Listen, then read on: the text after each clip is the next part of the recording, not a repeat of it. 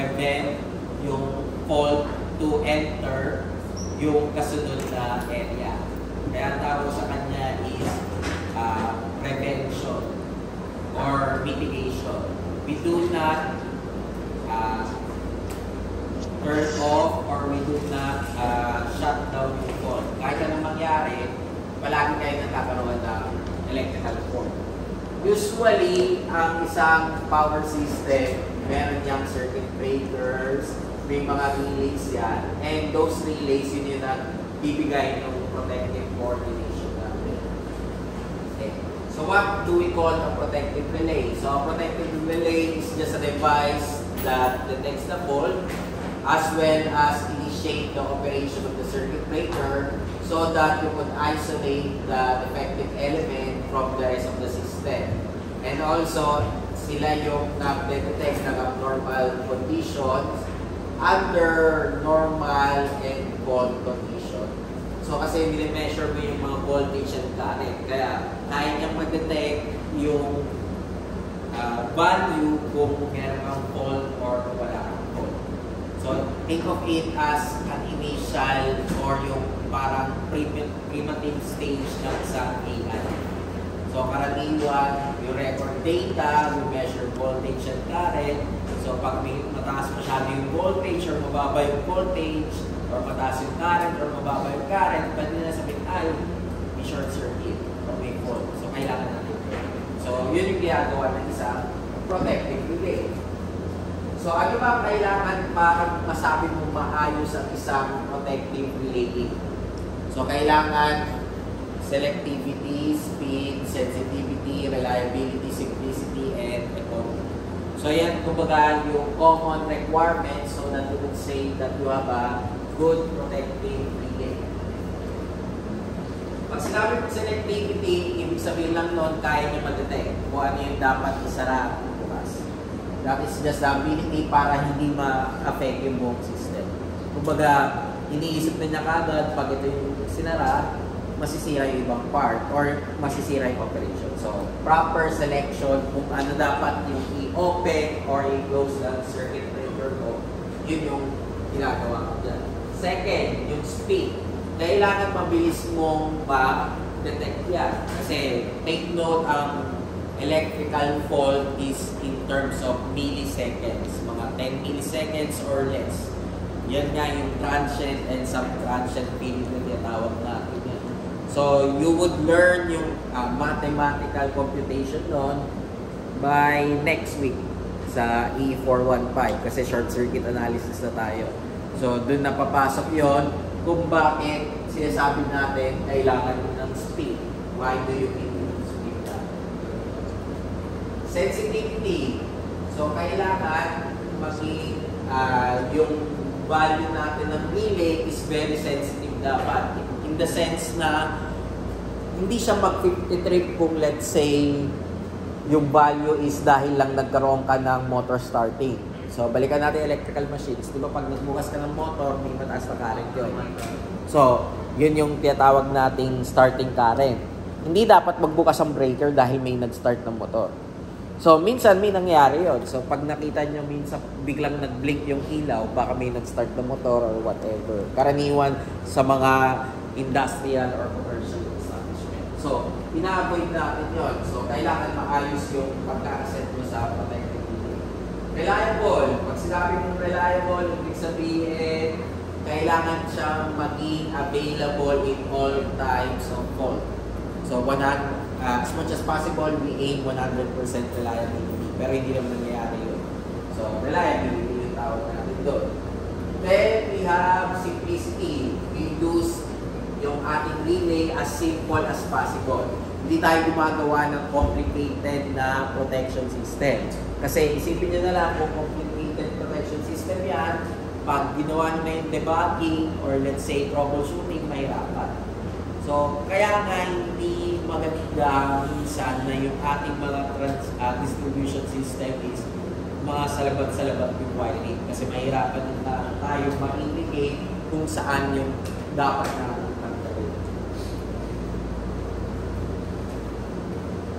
economy.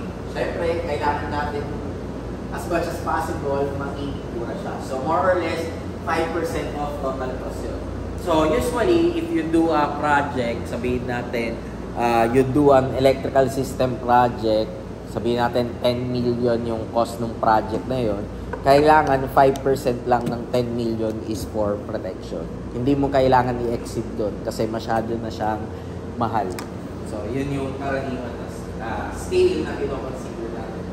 At least 5%. So ano ba yung mga basic relays natin? So we have what we call electromagnetic attraction relay na karaniwan nag-apply ng principle ng electromagnetism.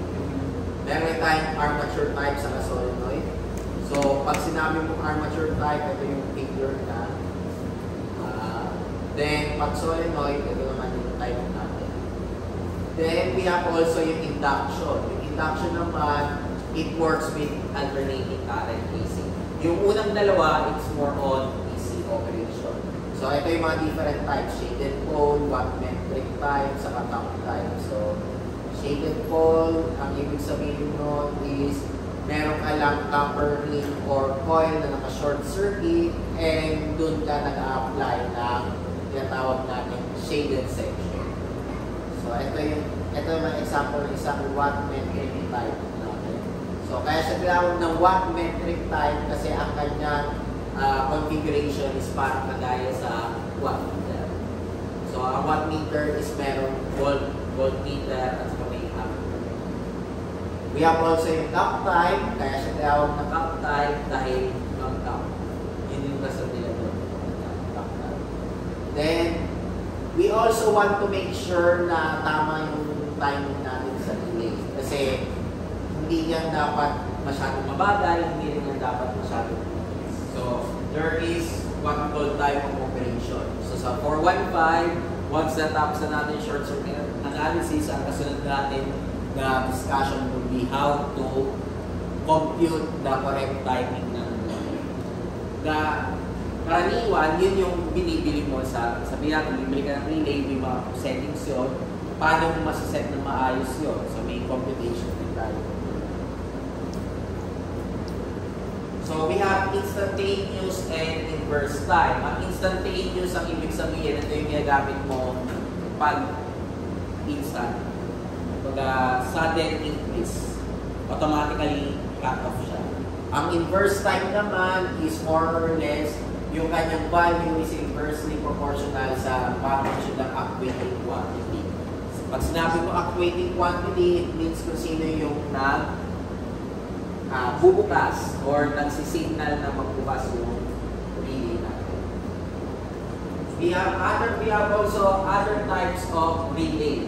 Yung tinatawag natin directional sa overcurrent. So simple explanation, pag sinabi mo overcurrent, ang measurement niya is current. Mini-measure niya yung over the current or let's say yung exceeding current. Directional relay, ang mini-measure naman niya is kung ano yung direction ng current. And they base it on impedance. Kung ano yung mas mataas na impedance, ibig sabihin, mas malayo doon yung current. So, yun ang ibig sabihin ng directional relay. We have also differential. Ano naman yung differential? From the word itself, difference. Mini-measure niya yung difference ng quantity. Pag may difference ka na quantity, yun yung magsasabing if ever normal ka or abnormal yung condition. Yun ang ibig sabihin ng differential. So, sa generator, yan naman yung mga different devices natin. You have breaker failure protection, dead machine energization, anti-monitoring, abnormal frequency, over voltage, loss of load, ground fault, and phase fault. So, malalaman nyo kung ano ibig sabihin ng mga to once we go on with short circuit analysis. Ito, loss of field, I think alam nyo na to sa machines, pag yung hindi na-excite na maayos yung motor natin or yung generator. Then, frequency, ibig sabihin, hindi siya fixed at 60 Hz. Anti-motoring, bakit natin ginagawa to? Kasi minsan, pag meron ka mga generators in parallel at hindi tama ang kanilang speed, may isa doon na magiging motor. Kasi kumbaga, susundan niya yung frequency or yung speed ng isang generator. So, nangyari yun. Tawag natin doon mga magiging motor. Breaker failure, ito, syempre, pag nasira yung breaker na nagpro-protect sa generator. Dead machine, so from the word itself, it means na kailangan, kasi minsan, pag nag-short circuit ang isang generator, nawawalan yun umihinto yun. So, kailangan natin gawa ng paraan para ma-energize siya. Tawag natin doon, dead machine energization. Ang problema doon, pag in-energize mo ang isang machine, mataas ang current. So, kailangan masigurado natin na hindi madama yung iba. So, yun ang ibig sabihin. Okay. So, ito lang yung definition. Sinabi ko lang lahat ng definition dito. So, you could try to read it. And ito yung kanyang possible na connection natin. So, 51 stands for yung tinatawag natin differential. Then we have ground fault. Sa ground fault, meron tayong 3 types. High impedance, low impedance, saka backup ground. So, ang difference nila, naglalagay ka ng high impedance para mapamaba mo yung current. Low impedance para doon naman pumunta. Backup ground, ibig sabihin, pag nasira yung grounding mo or hindi enough yung grounding mo, dito siya nilipat. So, yun yung tinatawag natin mga different protections. So, here's yung configuration natin ng isang high impedance grounded generator. So, ito yung ating protection system. Buo. Ito yung ating generator. So, ito yung grounding mo, high impedance grounding natin. Then, ito yung ating protection system. Low impedance, ito naman. So, makita nyo, mababa yung impedance natin. So, but we still have yung mga relays natin. So, anong connection na, bakit ganito yung connection niya? Kasi this is a potentiometer. Voltage, potentiometer ko yun. Potential transformer. Voltage yung binabasa natin. Then, for backup grounding, so, you could see here that may backup ground na. Ito yung backup ground natin. Karaniwan sa transformer natin nilalagay yung backup ground. So, kaya nga may mga transformer ka na may resistance grounded, impedance grounded, or reactance grounded. Okay. Then, we have overvoltage, expiration, abnormal frequency, loss of field, anti-montering. And ito yung example ng isang anti-montering saka loss of field. So, yung number 32 na relay, yun yung ating anti-montering. Yung 40 is ating loss of field.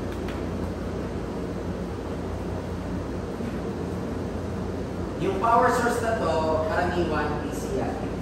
Bakit DC? Kasi DC yung ginagamit ko sa relay. So, then machine, breaker failure, and ito yung mga pictures para at least makita nyo kung ano yung itsura talaga nila. So, yun yung mga pictures ng generator connection natin. So, ito yung differential. So, parang box lang siya. So, kung makikita nyo sa substation layout natin last time, yung mga boxes doon, yun yung mga relays. So, ito naman yung aking generator protection. Okay, may mga number yon. So, ano yung sabihin ng mga number? Ito yon. Ito yung mga ginagawa nun. So, pag ginamit mo, for example, yung 24, overcurrent yung measure. And so, karaniwan yung mga release natin, multi-purpose na. So, hindi kagaya dati, yung mga solenoid type, yung mga cap type, kailangan isa-isa pilit mo. Ngayon, kahit isang type na lang, okay na. Anong gagawin mo lang, i-configure lang natin siya para magawa mo yung purpose na gusto mo. Ayan, so ito pa, other types. Then, protected device. Mukha lang siya, maliit na box lang, na parang power supply lang. Parang kaya lang siya, power supply lang. Sa transmission line, ang focus naman natin more is sa differential protection, saka pilot and non-pilot. So, ano ba ang difference nila? So, pag sinabi natin before tayo mag-proceed doon, meron tayong tinatawag na zone of protection sa isang transmission system. So, karaniwan, we have up to 3 zones. Minsan, umabot na ng 4, pero madalas 3 lang. So, anong mga difference nun? Ang ibig lang sabihin nun, yun yung mga kung kailan nagkakaroon ka ng or kung sino yung dapat mag-trip muna. So, usually, pag sinabi mong zone 1, yan dapat yung priority na mag-trip. Kumbaga, yan yung pag may instantaneous ka na current. But minsan, yung instantaneous current natin, di ba, balikan natin, for example, meron kang short circuit. Pag nagkaroon ka ng short circuit, mataas yung current mo. Tapos, diniit yun until maging steady state. Steady state siya. Then, bababa na siya hanggang maging, hindi siya magsisiro. Hanggang maging normal ka. Ito yung normal condition ka. Now, itong unang part na to, yung nakikita natin dyan, is yung aking instantaneous. Karaniwan nangyayari yan in less than 10 milliseconds. So, sobrang bilis.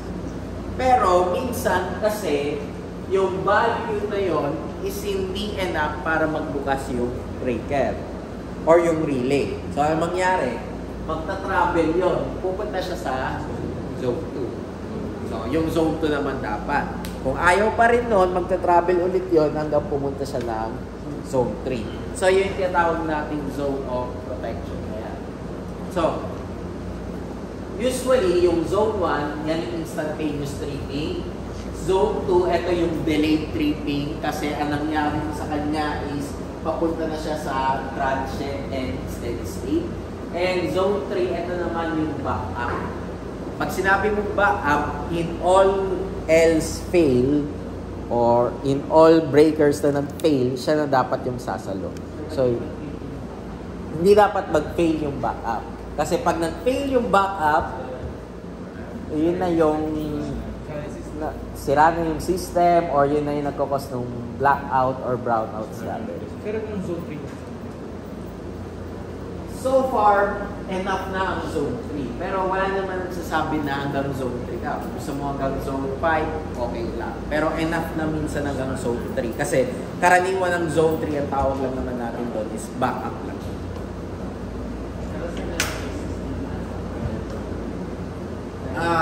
Hindi, madalas parang naging practice na lang na zone, hanggang zone 3 lang.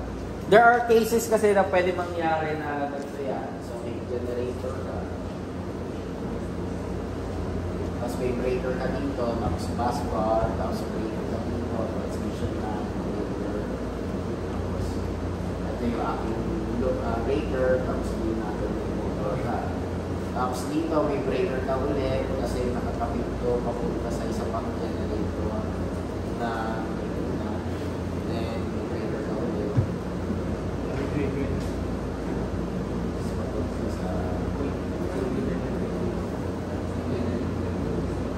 Papunta sa load. Now, pag tinignan natin dito yan, kung ang pag-uusapan natin is itong generator na yan, gagawin ko na lang ang pula ko yung aking zone 1. Okay.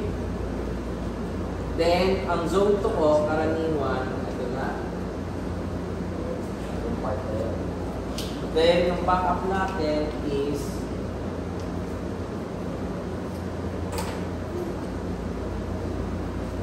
ito last part. That is, kung dito ka magkakapol. Iba lang dito. That is, kung dito ka magkakapol sa generator. So, ano gagawin nito? Pag nag-trip ito, okay na. Nilipat siya papunta dito. So, ang tanong, ano yung uunahin na dito? Siyempre, ito unahin ko. Bakit ito unahin ko? Kasi, kahit hindi mag-trip to, tatandaan yung may impedance pa to. Kasi transmission line yan. So, bababa pa yung current. So, wala mapili. So, mas maganda dito. So, yun yung kailangan, yun lang yung kailangan yung tandaan pagdating dito. Ito yung zone of protection mo pag generator.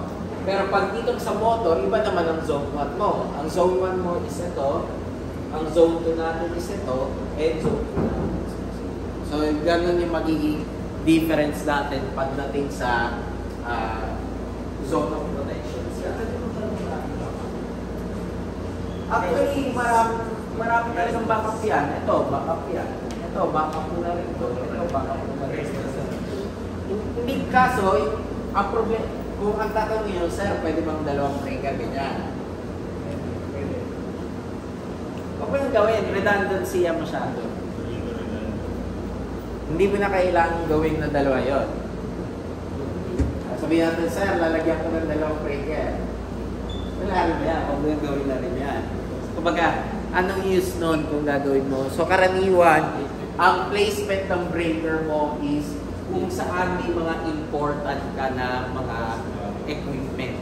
So, sa 415, didiscuss rin natin yung detail yan. Kung saan mo ba nilalagay yung breaker clock. So, kumbaga parang introduction lang sa ngayon. So, this is natin nila. Okay. So, basis natin usually pagdating sa zone is yung kanyang distance.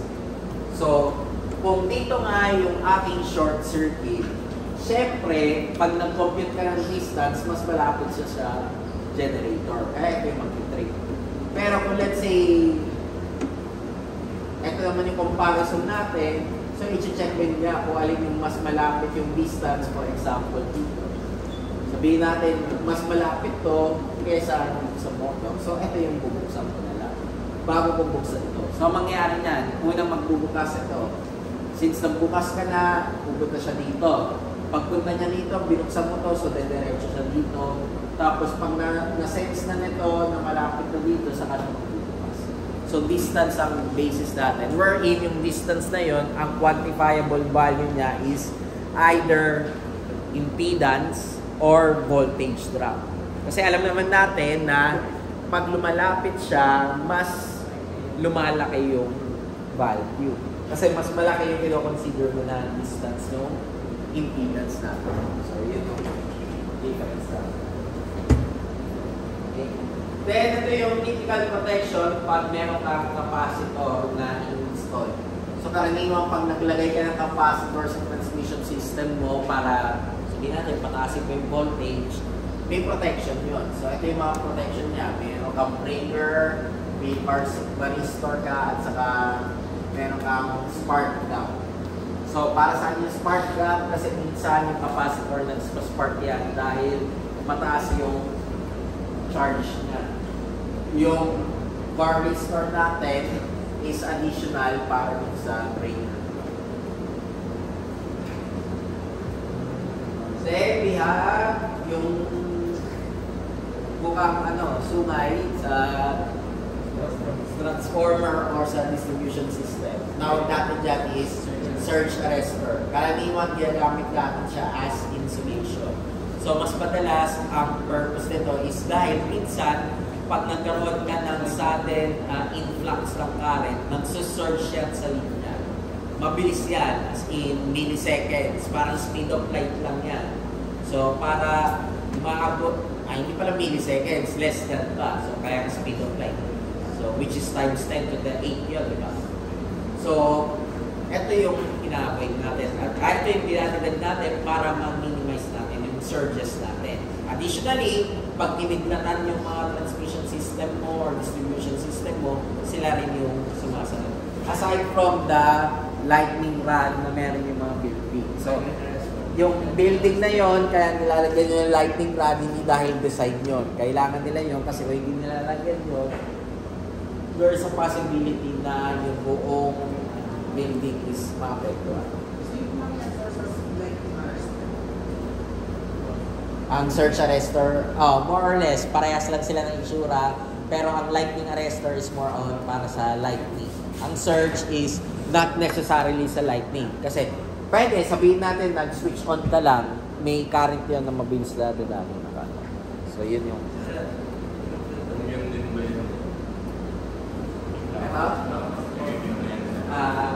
surge arrestor rin yan. Parang surge arrestor rin yan. Pero insulator, mas kilala namin sa insulator. So, yun yung bagay niyan. Main time insulators. So, ginagamit natin yung mga ganito up to 33 kV. So, may computation rin yan. Karaniwan na kung let's say aabot yung discussion natin dito, kukumputin natin kung bakit dalawa yan, bakit tatlo, bakit apat, bakit lima. Meron rin computation. Kung ano rason kung bakit dalawa sa tatlo. Okay. Yan, yung parang yan. So, transmission power. Yan. Yan yung suspension time. So, high voltage na pinag-usapan natin dito. Karaniwan, meron rin standard yan. Pero pwede rin natin computation. Nakakatuwa yung math nito kung sayang. Nakakatuwa yung math nito, umabot tayo dito. Umabot tayo na to the 5th or to the 6th. Depende kasi kung yan yung insulator. Suspension time. Then, meron rin tayo tinatawag na strain. Ano ang difference nila? Yung strain sa kailan. Yung suspension Nakakabit sa transformer. ang strain is mas madalas sa distribution system. So, distribution. Saan po yun, sir? Ha? Ito. Ito pala. Sir, yung ano, yung surge arrestor, sir, sa transformer po nakakabit, sir. Yung surge arrestor is sa transmission line nakakabit or even sa transmission system. Then, ano pa? Yan. Ito yung mga protective devices natin sa transmission line. So, differential, phase comparison, as well as three-phase tripping. So, makita nyo puro box lang. No? Kasi lahat yan, mga relays lang.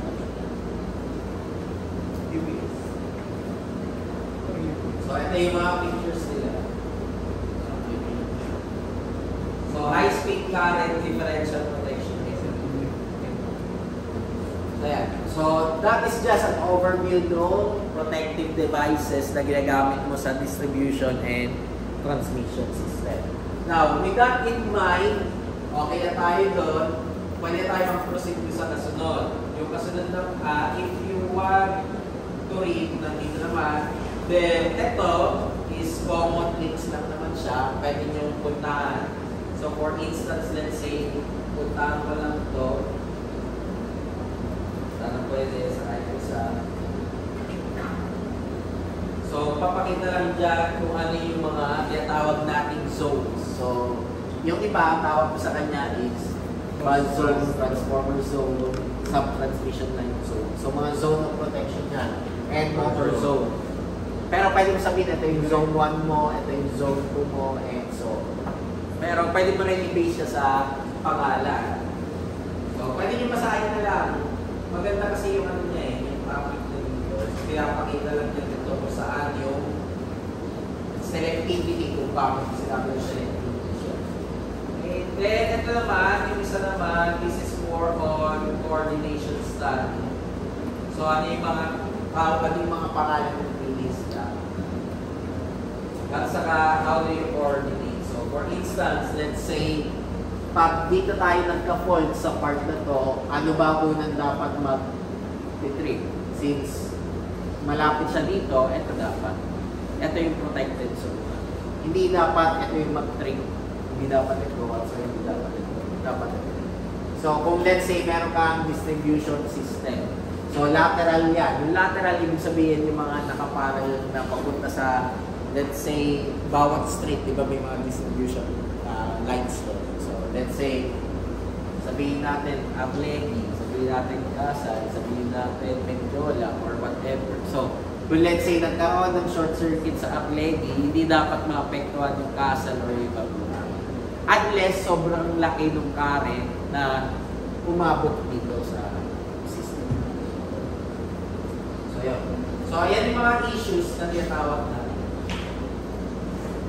Okay, then, after nito, yung kasunod, doon na tayo sa layouting, yung mismong structure ng distribution substation ko. So, panoorin nyo na lang yung video, ina-explain dyan yung different types ng bus scheme natin. So, meron tayong 6 na ginagamit na bus scheme. Single bus, sectionalized bus, main and transfer bus, ring bus, breaker and a half, saka double breaker, double bus.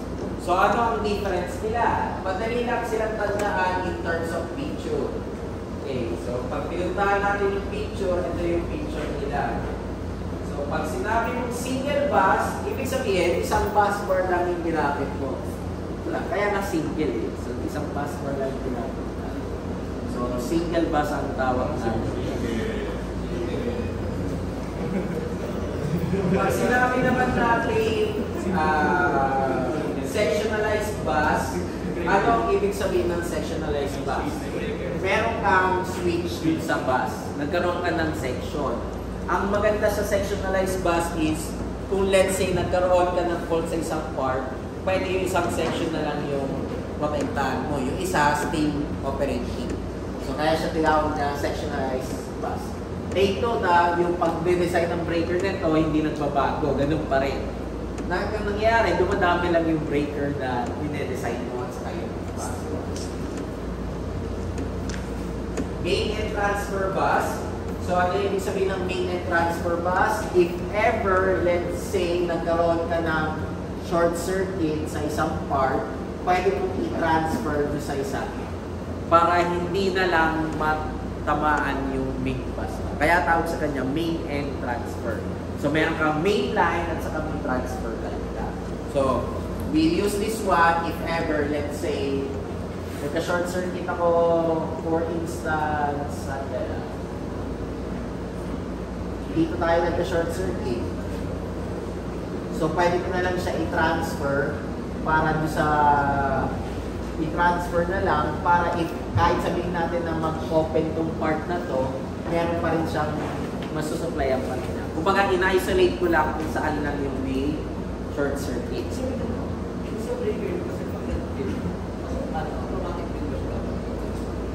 Hindi, depende sa type ng breaker, but usually kasi, pag nag-trip ang breaker, yan, kagaya yan. Pag nag-trip yan, naka-off yan. So, ano gagawin mo? So, ganun rin yung gagawin mo. Pero kung meron kang relay or nakakabit sa electronic device, pwede mo siyang i-close or i-open. So, yun yung ginagawa. Ito naman kasi itong mga to, mga electronic type na yan. So, pwede na yan ikabit sa relays. ATS? Iba naman ATS. Transfer switching naman. Okay, we have also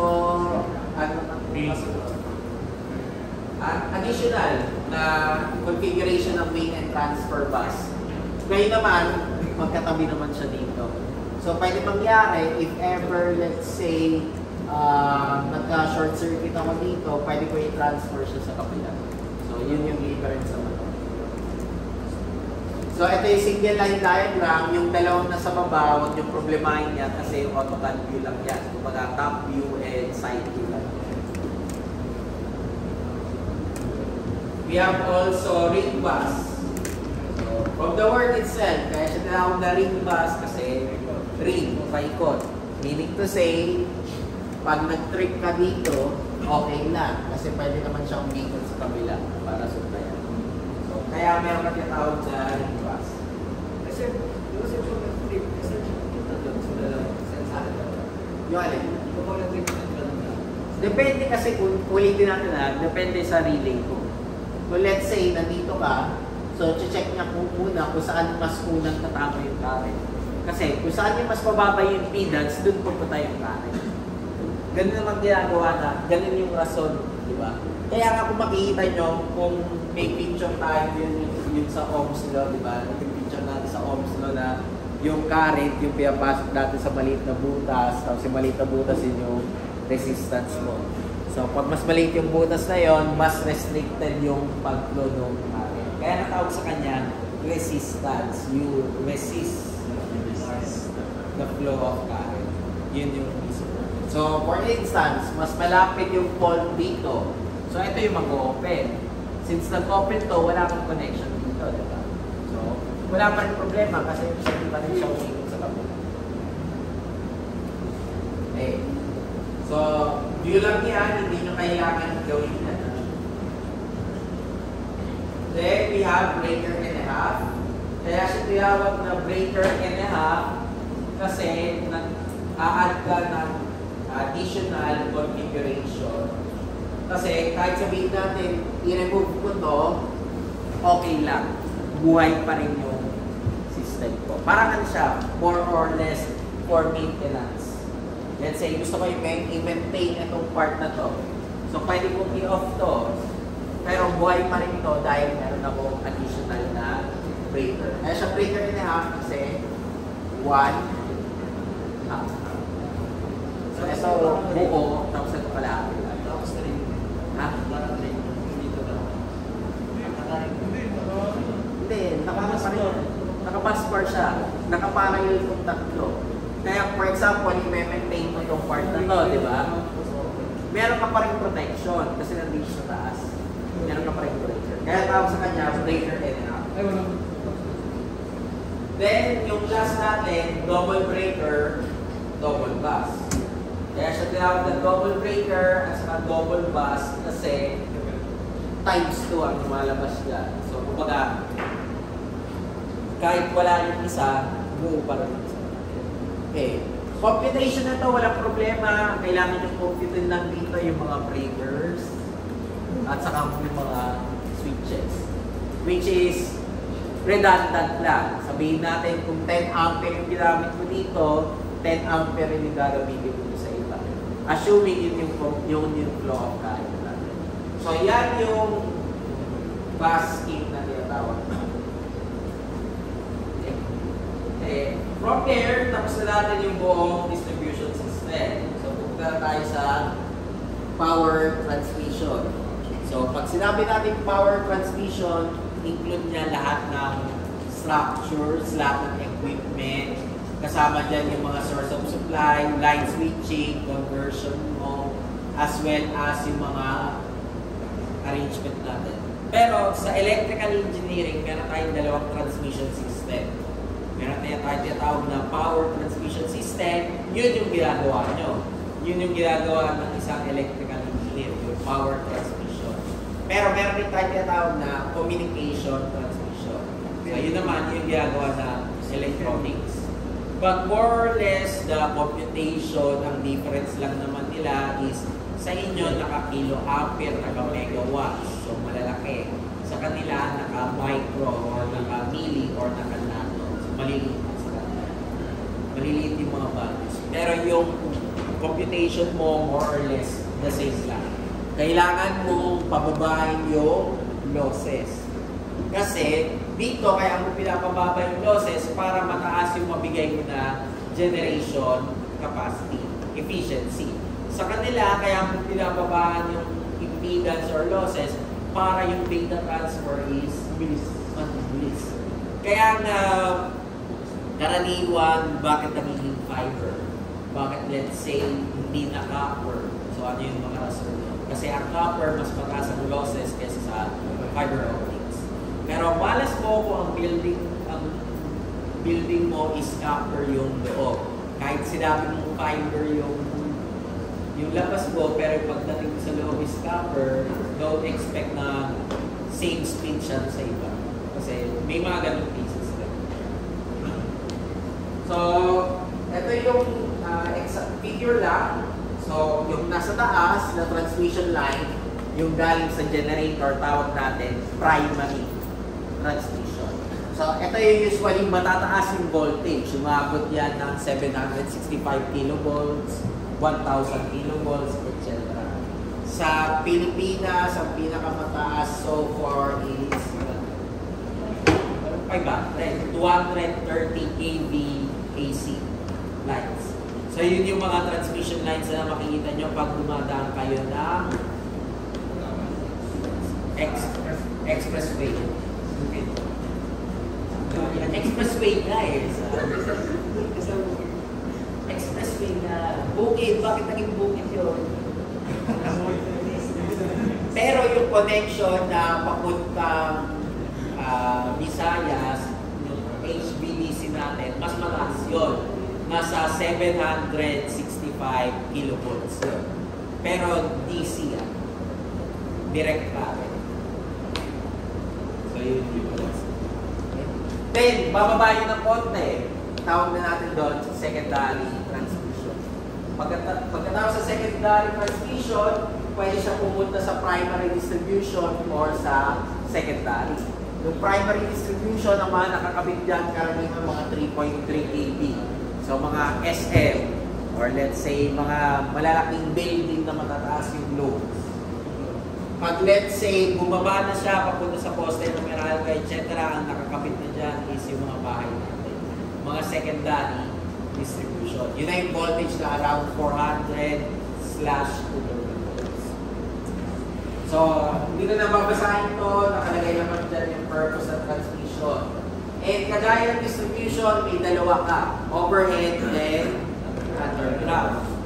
So, overhead, kaya tayo overhead na ginagamit natin, mas mura siya. So, yan yung madali ring ayusin.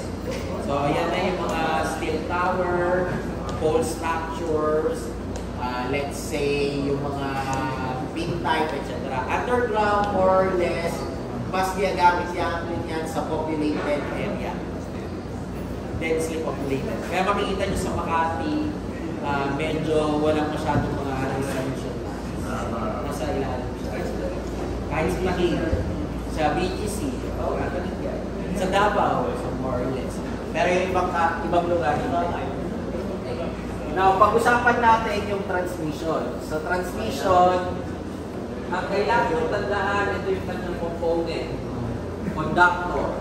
So, babalikan natin yung computation ng resistance, inductance, and capacitance. Eh, masabi ko nga sa inyo, lahat ng pinag-aralan nyo dati, babalikan natin. Literal talaga na babalikan natin. Kasi yung conductor nyo, may resistance, may inductance, may capacitance. Step up and step down transformer. Line insulators. So yung mga insulators natin, mga porcelains. Supports. Kukumputin rin natin. Bakit meron kayong ganong kalalaki na towers? Pero hindi natin pag-uusapan yung structural analysis. Kasi ang gagawa nun, CV. Pag sinabi natin support, yung mismong tower. So, ang gagawin nyo, alamin nyo lang na itong steel type na tower is pwede sa 230 kV volts. Yun lang yung hanapin natin. Pero, yung computation nun, kung bakit sabihin natin ganun yung design natin, hindi yun yung gagawin natin. Ang gumagawa nun, civil, structural analysis. Kung bakit pa-curve siya, mechanical design ng tawag natin yun. Kasama rin yun sa discussion natin. Yun yung sag and stress analysis. Okay, then we have protective device and voltage regulating device.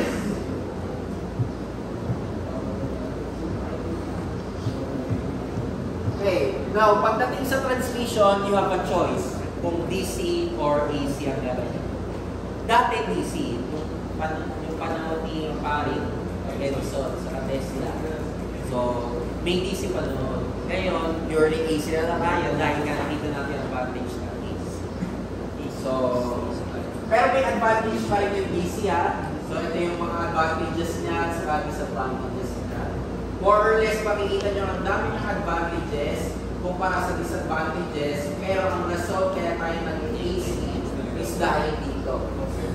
Maintenance, saka yung power na kaya yung kahit makita mo na maraming advantage ang DC, ang problema kasi, hindi naman dati hindi ka pwede magtayo ng power plant sa tabi ng bahay. Hindi pwede yan dati. Usually, ang power plant mo sobrang layo. Kaya ang problema nila, paano ko masisigurado na mabigay ko pa rin yung voltage dun sa bahay na yun na hindi mababa yung voltage. So, or hindi mataas yung voltage na. So, kaya tayo na alternative. Pero ngayon, dahil meron na tayong mga renewable energy, mga PV, mga wind turbine, pwede na tayo bumalik ng DC. Pero hindi pa rin siya talaga applicable in all cases.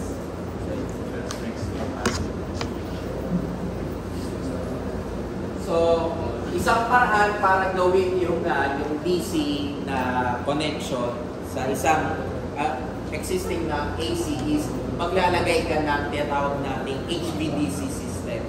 Yung HVDC system is composed ng rectifier and ang mangyari niyan, may substation tayo, for example, sa isang area, alternating current ang ilalabas ng substation. Pero yung kasunod ko substation is sobrang layo. Na pag nag-AC ako, masyadong mahal. So, maglalagay ako ng rectifier para yung AC gagawin ko DC. So, DC yan. Then, yung papunta doon sa kabilang side, maglalagay ako ng inverter para bumalik sa DC. So, yan yung HVDC. Ano lang sir, mga special cases lang ginagawa? Oh, ang example nga, yung connection ng Luzon papuntang Visayas. Special cases. Kasi means, meron niyang graphical line eh. Yung sa graphical line na yon, pwede mo ma-compare yung price ng AC sa DC. So sa AC kasi, medyo proportional yung pag-akyat. Yung pag-akyat mo is medyo mabagal sa cost. Sa DC, kasi straight line. So hanapin natin kung anong distance yan para mas mura na yung DC. So ito yung DC natin. Tapos ito yung DC. So ang nangyari niyan, pag mas malayo na yung distance, mas nagiging mahal na yung AC. So anong distance yun? May distance yun. Kung kaya kayo consider. Kaya nga nangyari na yung connection mo ng Luzon sa Visayas is naka-DC line. Then, ito lang, if you want to learn more about the difference. Then, pwede rin natin compare yung overhead and underground. So, pakibasa na lang. More or less, makikita natin ang reason kaya tayo nag-underground is for aesthetic purposes as well as for food.